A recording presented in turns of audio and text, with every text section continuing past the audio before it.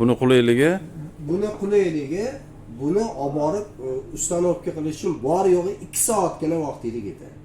2 soatda ishingiz tayyor bo'ladi. Hammom, qurib, o'qil keragi yo'q. Tayyor mana shunday olib borasizlar 2 soatda bitadi. Ustanovka narxi?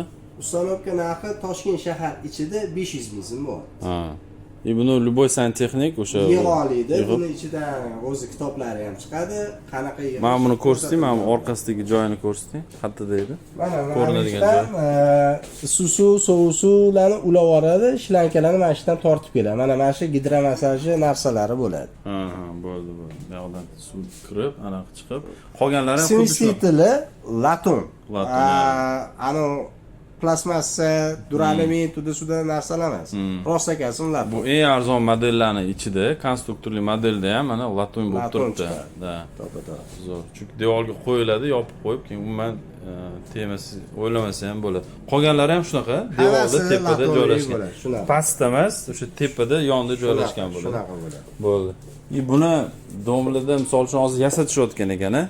Svoy kabina qilib. Kabinalar ham bor. Lekin u yasaladigan kabina domga katta ehtimol bilan bo'lmaydi. Chunki kafillar orasidan baribir suv chiqib ketadi. Suv qo'yib yuboradi baribir kafillar orasidan. Uning uchun izolyatsiyalar, gidroizolyatsiya, tuda-sudalar qilish kerak. Unga ham kafolat yo'q-da, ushlab qolishiga. Domlarga maslahatimiz paddoni bilan olinsin. Paddon bilan. Bexavotir bo'ladi. Ertaga suv qo'yib yuborsa nima qilaman, qo'shnim ketib yurmaydi. Hovlilarga o'sha yosh katta odamlarga uni qo'ysa bo'ladi, chunki o'zini uyiga o'tadi, qo'shninikiga o'tmaydi. Tushunarli. Hovlilarga bu men ko'p eshitganman, yosh katta ota-onalarga ko'chaga tualetga chiqmasligi uchun yoki cho'milishga, sovuqdan yurmasligi uchun ishlatishadi. Unaqa ham bu asosan bizni sotayotganimiz bir 70% yosh oilalar qo'yadi.